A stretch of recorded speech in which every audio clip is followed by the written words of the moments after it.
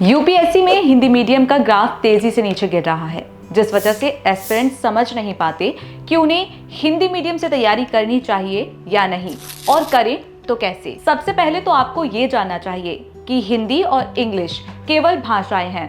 सिर्फ भाषा का ज्ञान होना आपको किसी भी परीक्षा में सफलता नहीं दिला सकता। आपके पास सही नॉलेज, स्ट्रेटजी और कड़ी मेहनत का जज्बा होना चाहिए, क्योंकि यही आपको सफलता दिला सकता है। अगर हिंदी मीडियम टॉपर्स की बात करें तो 2023 में मोहनलाल ने 53 रैंक हासिल की थी। वहीं साल 2022 में कृतिका मिश्रा ने 66 रैंक हासिल की। 2021 में दिव्या तंवर ने 438 रैंक हासिल की थी। आइए अब आते हैं मेन मुद्दे पर कि यूपीएससी की तैयारी हिंदी मीडियम से कैसे करें।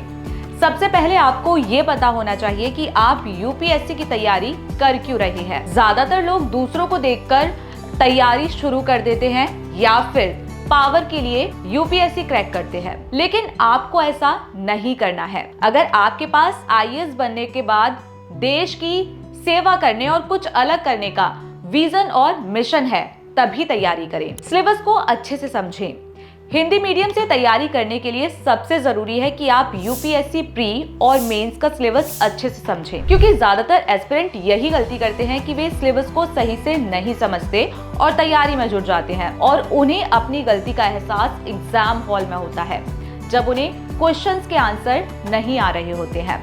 लेकिन आपको ये गलती करने से बचना है और सिलेबस के अकॉर्डिंग ही पढ़ना है। प्रॉपर स्टडी प्लान बनाएं। हिंदी मीडियम से तैयारी करने के लिए जरूरी है कि आप छोटे छोटे टारगेट बनाएं और उन टारगेट को अचीव करने के लिए एक प्रॉपर स्टडी प्लान बनाएं, जिसमें क्लियर हो कि सिलेबस में कौन कौन से सब्जेक्ट पूछे जा रहे हैं और अहम टॉपिक्स कब कब कैसे पूछे जाएंगे, और उनके लिए क्या प्लानिंग करें, ताकि आप यूपीएससी की तैयारी सही से कर सकें। ऐसा ना हो कि आप किसी एक सब्जेक्ट को ज्यादा वक्त दें, वहीं दूसरा कोई अहम टॉपिक छूट ना जाए। इसलिए जरूरी है कि एक सही टाइम टेबल और स्टडी प्लान बनाएं, जिसमें आपके सारे सब्जेक्ट सही तरीके से कवर हो सके। स्टडी मटेरियल कलेक्ट करें। एग्जाम के पैटर्न को अच्छे से समझने के बाद स्टडी मटेरियल कलेक्ट करें।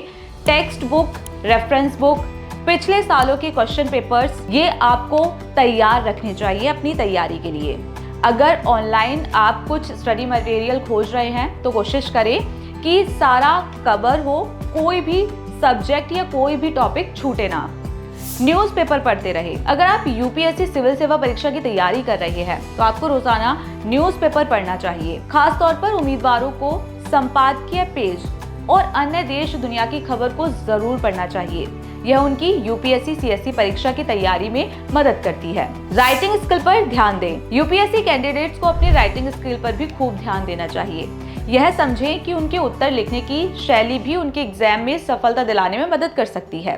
इसलिए अपने आंसर को बहुत ज्यादा फैक्ट के साथ कॉम्पैक्ट भाषा में प्रस्तुत करें। टॉपर के इंटरव्यूज को सुनें। आप बतौर उम्मीदवार आईएएस और आईएफएस ऑफिसर के इंटरव्यूज सुन सकते हैं। उन्होंने बिना कोचिंग के कैसे एग्जाम क्रैक किया, एग्जाम के लिए उनकी रणनीति क्या थी, यह सभी बातें जानकर आप अपनी तैयारी को और आसान बना सकते हैं। ऑनलाइन ऑफलाइन कोचिंग की मदद लें।